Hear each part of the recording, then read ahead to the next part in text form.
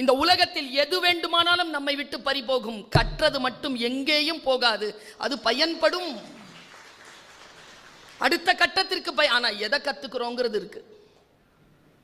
பா, இன்றைய இளைஞர்கள் வியப்பா இருக்குங்க, வியப்பா இருக்கு. அந்த இளைஞர்களுக்கு தான் சொல்லுகிறேன், கல்வியை கையில் பிடித்துக்கொள். இந்த மொபைலை கையில் இப்படி வச்சுக்கிட்டு ஸ்டைலா போதுங்கல்ல, சொல்றேன், சூப்பரான போனை அப்படி வச்சுட்டு அப்படியே நடந்து போறீங்கல்ல, அதால ஒரு பிரயோஜனம் கிடையாது. முன்னால் இருக்கிற ஆளை இம்ப்ரெஸ் பண்ணணும்னு நினைக்கிறீங்களா? இப்போ உதாரணத்துக்கு என்ன மாதிரி ஆள் உங்களை அப்படி திரும்பி பார்த்து இம்ப்ரெஸ் ஆகணுமா?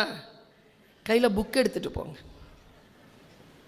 புக்குடைய தலைப்பு இருக்குல்ல, பளிச்சுன்னு வெளியில் தெரிகிற மாதிரி எடுத்துட்டு போங்க. அந்த மாதிரி நிறைய புக்கு இருக்கு. ஒரு புக்கு சொல்லவா? நான் சொன்னால் உனக்கு ஏன் கோபம் வருகிறதுன்னு சொல்லிட்டு பெரியாரை பற்றி பசுகௌதமன் எழுதின ஒரு தொகுப்பு இருக்கு, எடுத்துட்டு போங்க கையில். நான் சொன்னால் உனக்கு ஏன் கோபம் வருகிறது. பார்த்த உடனே பயப்படுவான். இதெல்லாம் வச்சிருந்தா ஆட்டையை போடலாமான்னு பார்ப்பான்.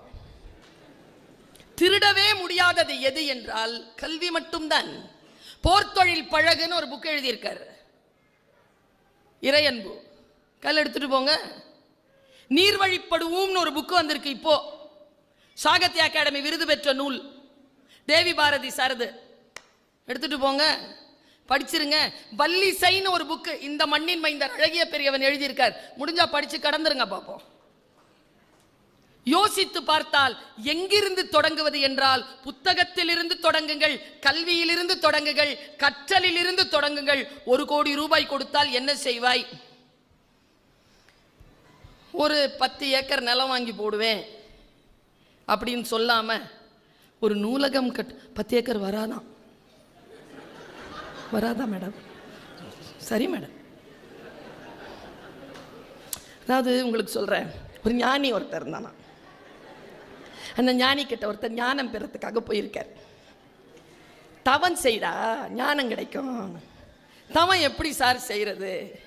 மந்திரம் சொல்லிட்டே உட்காரு, ஆனா ஒன்று செய், மந்திரம் சொல்றதுக்கு முன்னால ஒரு வாழைப்பழம் சாப்பிடு அப்படின்னு சொல்லியிருக்காரு. அவன் கேட்டானா, எந்த வாழைப்பழம் சார் சாப்பிடலான்னு.